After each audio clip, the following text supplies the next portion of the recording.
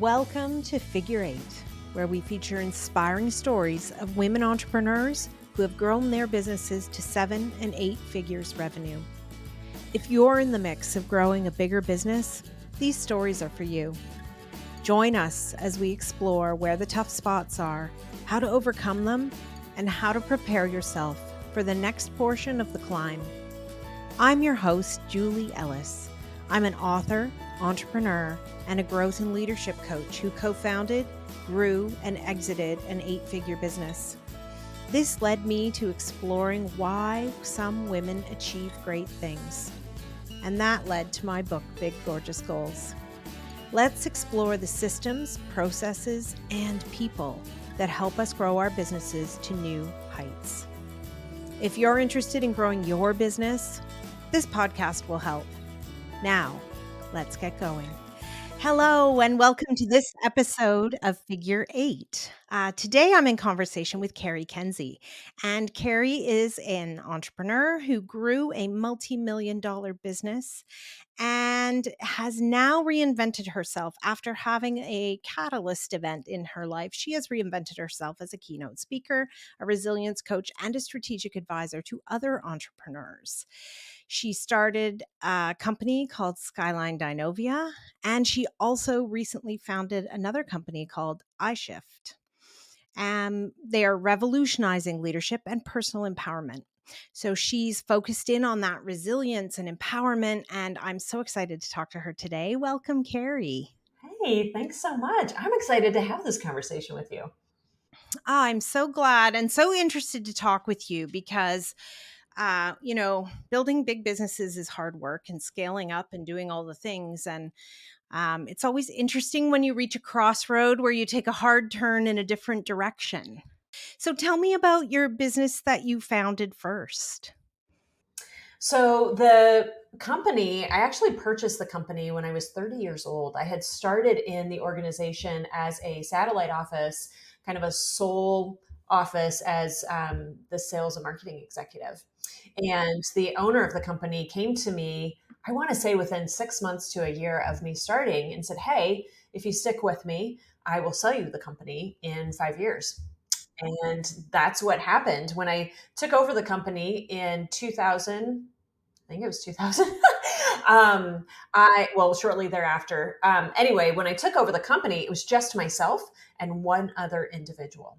And I ended up building that company to having right around 21 employees at its height and being a multi-million dollar organization. So it was quite the journey navigating so many different elements and recessions and identity crises as you're going through the whole process to get it to a place where it had that ability to be able to function at the level that it did. Yeah. I think it's interesting too, like the different ways we come to entrepreneurship, Yes. like you're talking about having bought something, Mhm. uh, which is, an interesting and different entry point because thankfully, I think probably had some idea of what you were walking into because you've been working there. Yeah. And you must have had some idea of what you wanted to do with it. Really no, which is interesting. I mean, when I think about it, the only thing I knew was sales. That's it. And I knew sales and I knew I could do it better. Uh, and that's what I stepped into the organization with. I literally had no thought processes that told me that it could potentially fail. I did not have an idea around operations. I did not know how to run accounting, how to run books. I didn't know what a profit and loss was. I mean, there were so many things that I had to step into to learn. Mm-hmm.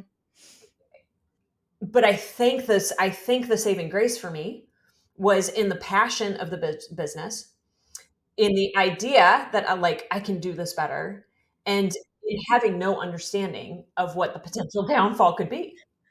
I think in some ways that's actually you almost need to have that viewpoint because otherwise you can really get trapped in fear and the downfall becomes inevitable. Yeah, absolutely. Absolutely. Yeah.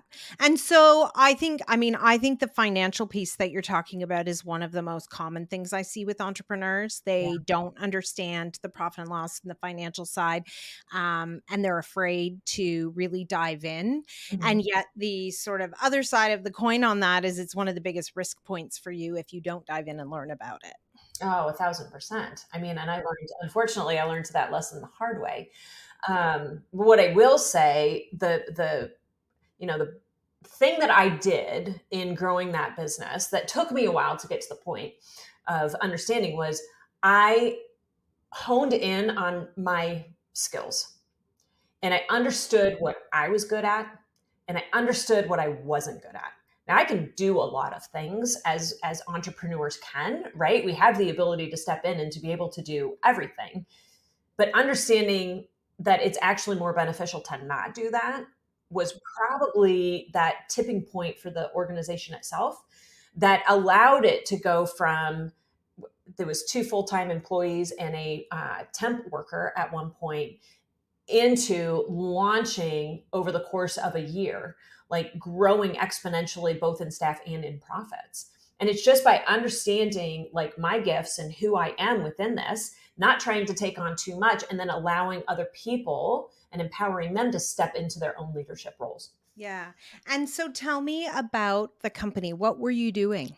What was We the Yeah, we did three-dimensional and interior design. We specialized in trade shows, events, and exhibits. When I started, we were solely a sales office and sales and design. And by the time I sold to the company, we had storage, warehouse facilities, full project management. I had a team that traveled around the world with the exhibits, setting up, tearing down. I mean, we really had taken kind of that one little piece and expanded on it and became the source for our clients as it pertained to trade shows and exhibits. Mhm. Well, and Mhm. I think there's such a need for that. I mean, as somebody who had a relatively small business and traveled the world doing trade shows, it's a lot of work. It's so it's so much work. I remember, Yes. hauling a big display off of a Mhm. luggage carousel and thinking, when am I going to grow up enough that I don't have to be the person who's lifting this 50-pound container? Yes. Yes, I know. And it was always so interesting to me, because we'd travel and you'd come back and be like, oh, you got to go to Sao Paulo, Brazil? I'm like, uh-huh. I didn't see any of it. Like I saw the inside of a convention center for 7 days, but it's such a necessary and beautiful experience to get to have. But you're right, like that element, that full service component, we very quickly realized it what is exactly what clients wanted. Yeah. Yeah, and if they're big enough to be able to afford it, then it is a Mhm. value for Yeah. sure it's one thing when you own your own business and you're hauling the display, but like to ask your team to do a lot of that stuff gets hard, right? If you're sending people Yeah. out. So, yeah. Sure. Yeah. And so that company then grew over a number of years, obviously. Yeah. Yeah, And it did. and did you ever think you would leave it? Like as you were growing it? No. No, actually, I'd always said, like, this is the retirement. This is the plan for the family. I mean, that was really, I'd been in that business since I was 25 years old. And, then having purchased it when I was 30, I mean, that was like my career. It's what I knew. It's what I loved. It's what I was passionate about. That had become my family. I mean, to be quite honest, that had become my identity. And so the thought of leaving actually never crossed my mind. Yeah. It's Mhm. interesting, right? And I think it is also interesting when, like you saying, it became your identity.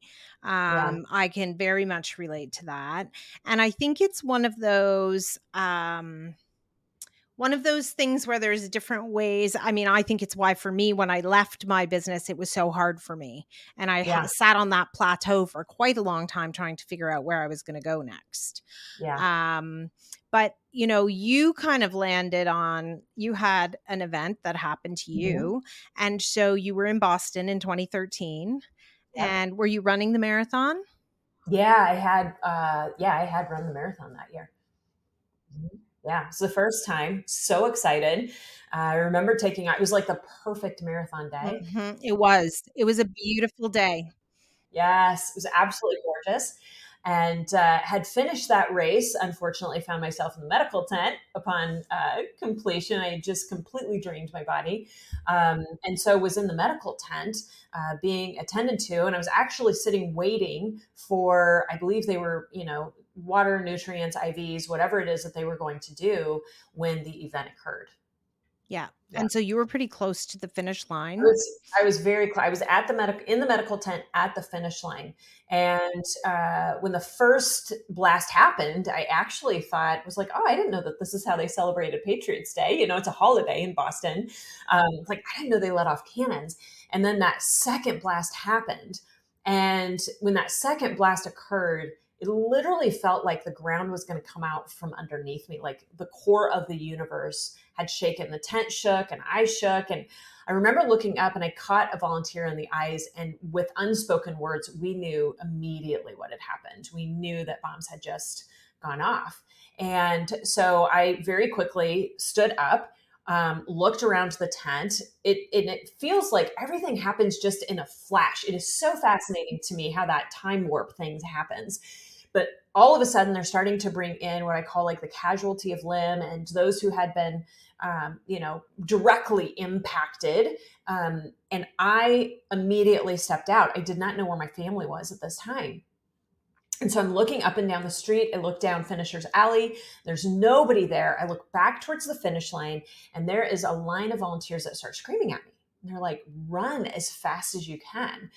And they start chasing and I start running. And I don't remember how far, how fast, how long, or when I ever stopped, but I would eventually find my family.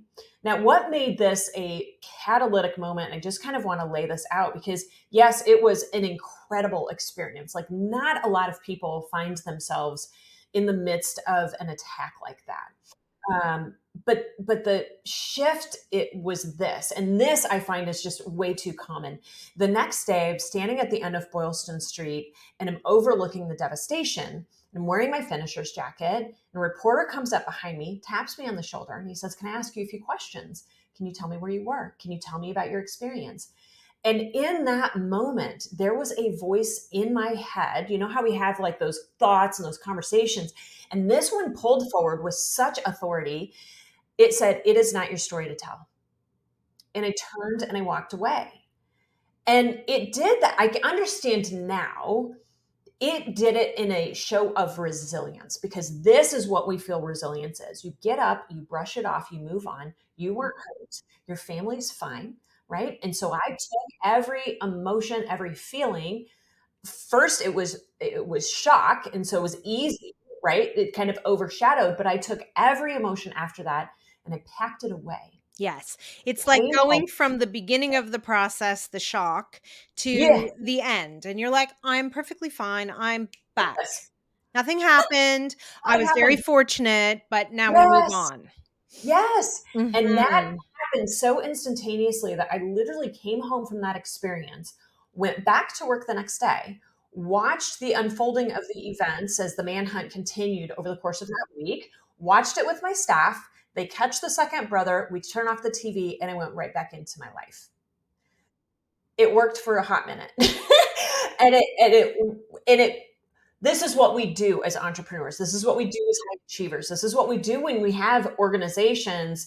I don't care if it's big or small, is we take ourselves and we duct tape ourselves together, because if anybody sees vulnerability, if anybody sees weakness, right? That ground that shook from underneath me, it's going to come out and I will lose everything. This is the fear. And so we tend to grab a hold and take control of everything around us and outside of us, and then we hide. I became so ill by the fall of that year, really end of summer, that I could not walk up a flight of stairs unassisted. I could no longer sign checks in my own organization. I had to delegate that out, but nobody knew. And this would go on for a number of years. I would hide all of this, right? And I would continue going about my business, and my health would continue to deteriorate. And it's because I had placed so much of who I was in that business, so much of my identity and my value, right? And how people saw me in what everybody else experienced of me. And I lost myself in the process. And this is what I found, like I say, over the course of years, you guys, this was not like an instantaneous, oh, hey, maybe we should figure this out. It took a long time to unpack. But when I did, I came to this realization that, you know what? I have to understand me, and I need to understand who I am outside of this business, outside of the staff, outside of my family. And when I do that, it completely shifts my perspective and allows me to see things from a different view, right? With clarity. I can have a compassion and an empathy for other people because I now have the ability to be vulnerable, and I allow that within them. It made me a better leader. Yes. Yeah. Once you were able to sort of peel back those layers. It was peeling back the layers. It was Hmm. understanding. And again, I chased the medical side of things for a long period of time because my body completely shut down. I mean, the list of ailments and debilitating illnesses just kind of racked up over a course of years. And it wasn't until I had a conversation with a woman that it really started to invite me back to myself and to who I was and to the experiences that I had, right? And to those moments where my confidence had been shaken. And yeah, Boston was a huge one, but I also was in the organization and ran my company between 2008, 2009 of the recession. I was in the organization when 9/11 happened. And you know what happens to marketing during those time periods, right? So I had been through so much and just kept charging forward. Well, your body eventually will begin to shut down because you can only contain so much and it needs to be expressed. And when I started to pull away those layers and when I started to understand, like, oh my goodness, this is what's been happening with me, right? Then I was able to, like I say, come back home to an understanding who I was, which then just allowed me the experience of myself and allowed others the experience within them. I was no longer holding control outside. I let go and allowed other people to step in to their greatness. Yeah. And how did you then, on that part of the journey, the sort Yeah. of, in the few months post Boston Marathon to the time you decided to sell the business, how Mhm. did that unfold for you? Oh my goodness, it was a journey. It really was. Like I said, I really had to navigate through a lot of that Western medical, holistic type of side of healing. That went on until 2016. Really, kind of those moments, what I would say, the things that became very clear to me as far as like, how I was able to navigate through was one, I became very present, meaning that I had to allow myself moments to be in stillness, to have an understanding of what was happening, not just around me, but in me. And when I was able to do that, then that little nudge of intuition that we have as women. I mean, I think men have it too, but women, it just is very powerful. We just tend to shut it down. That intuition, that wisdom was able to start speaking and coming forward.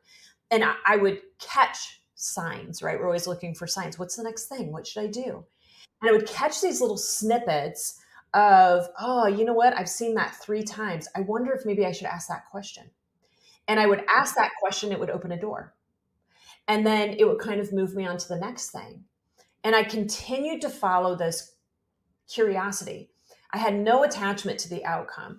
Typically, what happens is like the only time we truly make change or we tend to like become and come back to reconnected to ourselves is when we're brought down, right? Is when these kind of moments happen or when life changes abruptly and all of a sudden, right? Kids leave from home, um, a relationship falls apart or something happens in the business, then all of a sudden we have to take that look. That's that invitation by chaos, right? That's that invitation by confusion. If we can allow ourselves to become present enough in that moment to allow that confusion to happen and begin to unfold, we can get curious. And that's what I had to do. I had to follow this curiosity. It took me to a conference in 2016 where an email comes across my screen, and that just immediate reaction was I have to be there. I don't know why. I'm signing up for it. I don't care the cost. I don't care all I want. Like I need to be there. And I signed up, and that happened to be one of the major pivotal moments. Just in a conversation, I had a conversation with a woman. It's kind of like she slid a napkin across the table. She goes, "Call this gal up. I think she might be able to help you," right? Because at this moment, I haven't slept in 5 years, and or 3 years, and the chronic Lyme disease had kind of come forward. It's one of the things that I was dealing with. So I call this gal up, and I always joke when I'm speaking, like, she goes, "Yeah, so tell me about your childhood." Like, no, you don't understand. Not why I'm You don't here. understand. Right? I have chronic Lyme disease I and have I need you chronic to Lyme help me disease. now. Like, right, this is what it is right here. And again, as high achievers, that's where this is the problem. Fix the problem, right? Can we just fix this? But what she caused me to do is she made me be vulnerable. She made me start to look at things more deeply than I had before. She was like, "I understand, but that's a symptom. And we need to understand the source." And so she caused me to open to a vulnerability that allowed me to be more deeply curious and brought a different kind of clarity forward that all of a sudden made this connection that went, you know what? I think maybe the stress that I've navigated over the course of my life, including Boston, and the experiences that I have had are actually what have led to and caused me to be sitting in this position I am right now. And I continued to flow down that, no expectation of outcome, right? No, like, I just knew I want to be from here to here, and I don't care how it happens. And once I followed that, I got the clarity. And all of a sudden, it was like, oh, I see. I see how this connects to this. And I understand how this now happens in my business. And the creativity started to flow, and the insights started to happen, and opportunities started to show up. And that's how the business continued to grow. Some of our best years were after I became ill. It's how it continued to grow, right? Because all of a sudden I had a different perspective, I had a different view. And I was able to let go of a lot of that control that I had earlier. And transformation happened, healing happened. And I came back into the wholeness of who I was. I finally understood my worth. Right. And so then how did that impact your decision ultimately to sell the business? Again, that was just one of those moments. I had no desire, interest in selling the organization. I actually had built a management team, and so I wasn't needed in the day to day operations. I had stepped out. I was already starting to build. Coaching and continue my own healing process. I was doing a deep dive in neurosciences and quantum physics. And so I really kind of was leaning in that direction. And I received a text message one day. And this text message was from a peer. And he said, "Hey, if you ever think about selling, I would offer you multiples of what you could get anywhere else." And I immediately, kind of that instinct, the same one that took me to that conference in 2016, I immediately responded back and I said, "I think you caught me on a good day." And then I went, what did I just do? And I sat with it, and I had to I go back into that like real present space with it, because I think we as entrepreneurs have such an amazing instinct and a wisdom within. But unfortunately, because of the way the system is set up and because of the expectations that are laid on us, we shut that down, right? We're kind of moving one thing to the next, and we make these quick decisions, or we ruminate too much, right? And then I'll talk myself out of it, which could have definitely happened in this moment. But I sat with it, and I really kind of asked the question internally through meditation, through prayer. And I was like, is this what I'm supposed to do? And I felt a very strong yes. And I thought, okay. I shortly thereafter received another offer and was like, is this the direction? Yes. And I just kept following that through. Yeah, Yeah. I do think it's one of those interesting things about timing because Mm, ultimately, as an entrepreneur, I think what you build in your business is your future. It's not, you yes. don't have a pension, you don't have, if you have health coverage, it's because you are buying it for yourself within your own company, and there's no assurance you'll have it forever. All of those pieces that kind of come with having your own business. And it's not like magically one day at retirement, somebody's going to appear and buy it, right? So your own good timing isn't always what is going to play out in real life. Mhm. Yeah. Well, and I think too, it is that idea of like, yeah, it's that, you have the plan, like I did. I had the plan. I was going to be in this organization. This was going to be the retirement. You get a text message, and I could have stuck with, no, that's not the plan. This is the plan. This is the thing that I set out to do, as opposed to listening to kind of that wisdom or that guidance or kind of that nudge. And to this day, this gentleman who purchased the company and I both are like, I am so grateful that everything played out the way that it did, because I was in the marketing business, trade shows and events, and we all know what happened in 2020. And had I not listened to that intuition, had I not followed that kind of gut reaction, I would have lost my business because of the pandemic, right? So I think too, it's that learning to trust yourself and learning to trust that inner wisdom and that inner knowing, but allowing yourself that moment to just sit in the midst of the chaos, in the midst of the confusion, and bring a curiosity to it, because when you do that, the answer will arise. It comes from within. Yeah. Yeah. Yeah. Yeah, and I think it is one of those things where, like, why not? Why not have the Right. conversation? I mean, maybe it wouldn't have Yes. gone anywhere also. That was entirely Right. possible in that moment. But why not? Exactly, right? Just kind of see where it goes.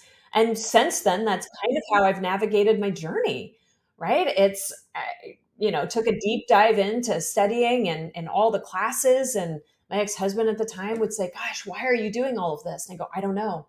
I just know I'm supposed to."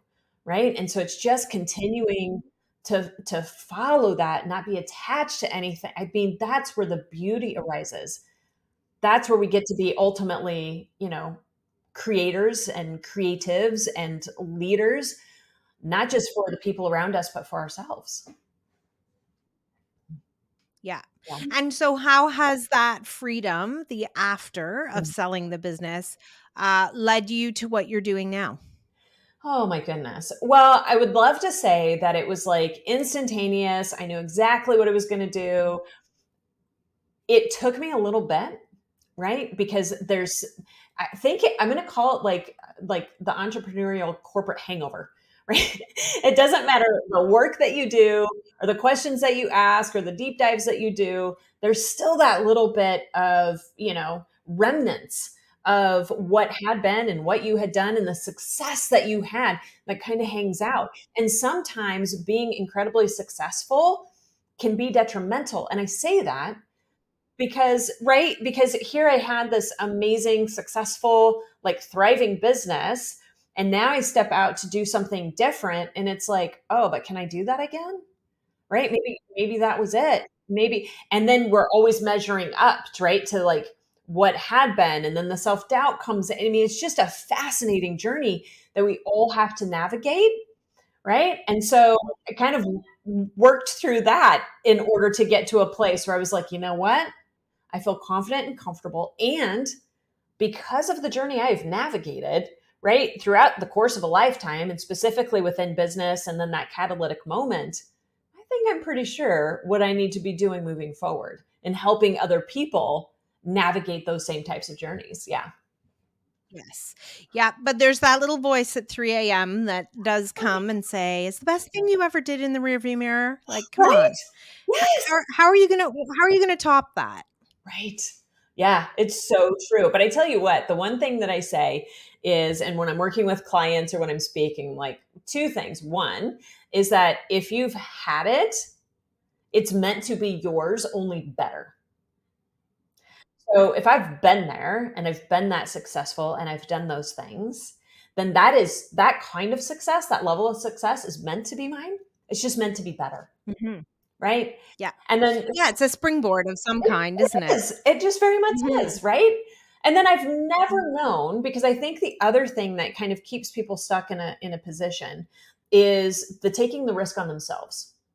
No matter what they're doing, no matter if they're changing positions, shifting, uh, careers, or stepping out of the entrepreneurial journey into something else, right? It's a risk you're taking on yourself. And sometimes that can be the scariest thing. And then I look back and I go, I've never heard a story or had a conversation with somebody who went all in on themselves and it didn't work. It's true. Yeah. It's true. And it doesn't always work the way you think it's going to at the start, True. but when you go all in, it does It work. does. It does. Absolutely. Yeah. Yeah. Yeah, and I think that's like it's the like you need to drive it forward and have the vision, but you also have to stay open to allow yourself that recalibration as you get going down the path, Yes. right? And the faster you're going, the more quickly you need to notice when the recalibration is needed. So true. Yeah, that is so true. And it is. It's like you've got kind of those guardrails, right? But know that ultimately you can be super creative within it. And Yeah. then Yeah, you're I right. Now always think it's like at the it's the bowling alley where they put up yes. the little things for the kids so the ball stays out of the gutter, and that's Yeah. basically what you're trying to do. Yep. That's exactly it, right? I'm trying to knock down all 10 pens and it might take me a hot minute to get there, right? But I know that's the goal. And whatever way, if I need to come in at it this way or that way, like I can adjust and shift. I just got to be open to it. Yeah. Yeah. Yeah, you just gotta figure it out and keep working. Keep working it Yes. for sure. So true. And so what's it like now? So you've co-founded Shift. And so that's Yes. a little bit of a different journey too, going from being a solo entrepreneur who Mhm. had the business in the event space to now being a co-founder and having a business Yeah. partner. Yeah. It's been a lot of fun. And here's the thing that I would say, I think there's so much ingrained in us where we feel like, and culturally, it's kind of like this, where you feel like you've got to do it on your own, where you feel like, I've got to make this happen. And what my business partner, Leah, and I have come to, more of an understanding is that, what, the impact that we want to make is bigger than just one. And it's going to take a collective of people in order to make this happen. And I have amazing gifts and she has amazing gifts.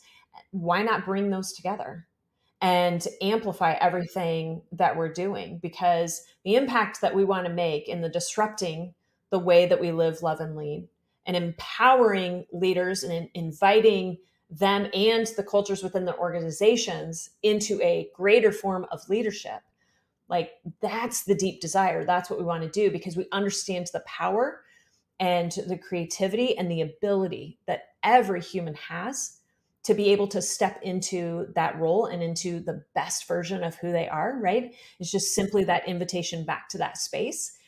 And so why not do that collectively as opposed to individually? And so that's why we came forward and co-founded Shift. That's so great. Yeah. Because I do think it's one of the things that um you've got to get out of your own little echo chamber of thinking and of perspectives Yes. and bring in, it's so much easier when you have other people, who are cheering you on along the way Oh, and who are sharing their own lessons with you and all of the different, mhm. pieces about what that is like. Yeah. Um, yeah. Yeah. Yeah, because I went through a phase, as an entrepreneur where I was like, okay, I'm an operational leader within this business. Mhm. So, I'm going to sit at my desk and put my head down and work. But that actually was not what I needed to do. I needed to go out into the world and meet other people who could, talk to me about the problems they were solving in their businesses. And I could learn from them and they could learn from me. And it would make it easier for all of us. Yes. Yeah, it is. It's in that collaborative spirit, I sit on the board of the National Association of Women Business Owners, their institute side as well. And, we're seeing so much of that beginning to shift, I think, collectively, where we had been in such a competitive hustle culture for such a long period of time. And I believe that women are coming to this place of realization where they're like, you know what? I don't want to do it that way anymore. And it'd be great if we could start to kind of lay down those arms and come together in more of a collaborative spirit, in a sharing of those insights and a sharing of our stories, and in a connected way that just helps to amplify everybody. And so that's what I'm starting to see. Hmm. Yeah. And I think, we can all win. There's Right. room for everybody. And my desire is really to see us growing bigger businesses and Yes. to really like stepping into that greatness and the magnificence that we have and saying, I can see other people doing this and I want it as well. Yes, absolutely. I think, in the beginning of the, Skyline, when I had that, I thought I had to, I thought I had to do it. It's my company, right? So I've got to do it and I've got to make the decisions. And I remember very clearly sitting in a meeting, and I was with a group of other business owners about the same size.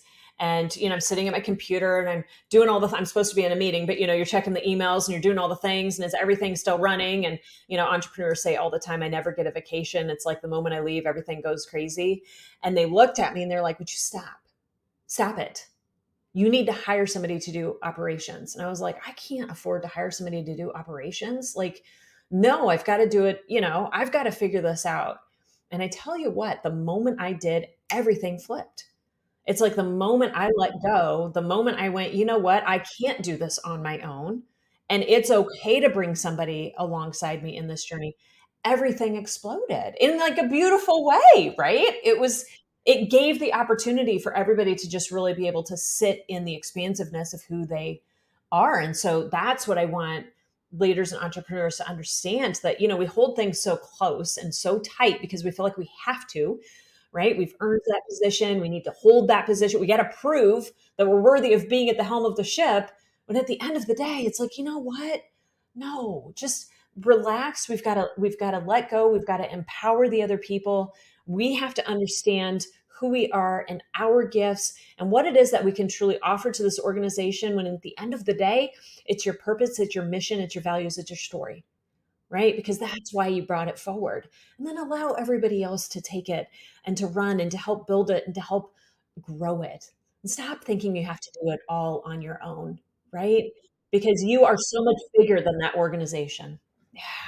Yes. And I think people forget to ask themselves can you afford not to? Yes.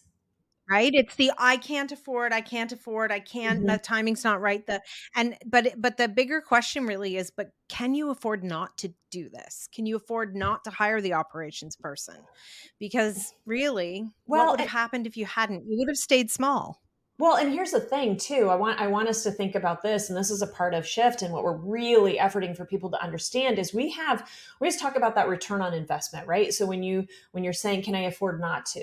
Right? Can I afford when I can't afford it? Well, can I afford not to? Because we look at it like, okay, well, what's that return on investment? Like, how much more is that going to offer from a profitability standpoint? What about return on life? What about return on you and your mental health and the anxiety and all of the burden, right, that we're continuously carrying around, or the fact that I don't have the ability to like be home with my kids the way that I want to be home with my kids because my head is constantly worrying about the next thing.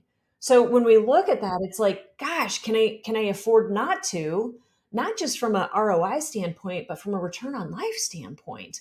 You can only sustain going at the particular pace you're going for a period of time before your body will eventually say no the way that mine did. When it shuts down and it's like, you know what, sister, let's try something new. And I think you can only sustain yourself in like we wear a lot of hats as an entrepreneur, and some of those hats we're not very well suited for. And those are the big like energy and life drainers Yes. from you, I think. And so it's also about, figuring out how to put people in place to mitigate those kind of, less strong areas or weak areas that we all have, because we don't like looking after those areas and we're not Yeah. good at it. And so it's very stressful. Well, it's stressful, and then what it does, and I don't think people understand, is when you're sitting in a seat on the bus that's not positioned right for you, it is stressful. It causes anxiety, right? You're drained, your energy is completely depleted. You don't have the ability to be creative. You don't have the ability to have the insight or see the opportunities or the possibilities that are sitting around you because your mind is cluttered. It's clogged up with all of the other things and your energy is drained. We have to have that energy flow. We have to be filling our bucket, right? We have to feel energized and excited about what it is that we're doing so that we can keep that inspiration, that insight, that opportunity flowing for us. Yeah. Yeah, Yeah. And so that the drag doesn't take you out of your zone of genius as well, because yes, that then you start to not even be inspired by the things you're really good at. exactly. So I think that's really great advice. Yeah. Good. Well, thank you so much for joining me today. This has been a really interesting conversation, and I love seeing the journey that you've been on. And I look forward to following you and seeing how things grow and blossom at Shift. Awesome. Thank you so much. This has been a great conversation. I appreciate it. I hope you enjoyed today's episode. Please remember to hit subscribe on your favorite podcast platform so you won't miss any episodes. Figure Eight isn't just a podcast. It's a way of seeing the big, gorgeous goals of women entrepreneurs coming to life. If you're interested in learning more, you can find my book, Big Gorgeous Goals, on Amazon anywhere you might live. For more about my growth and leadership training programs, visit www.julieellis.ca to see how we might work together. Read my blog or sign up to get your free diagnostic. Are you ready for growth? Once again, that's www.julieellis.ca. When we work together, we all win. See you again soon for another episode of Figure Eight.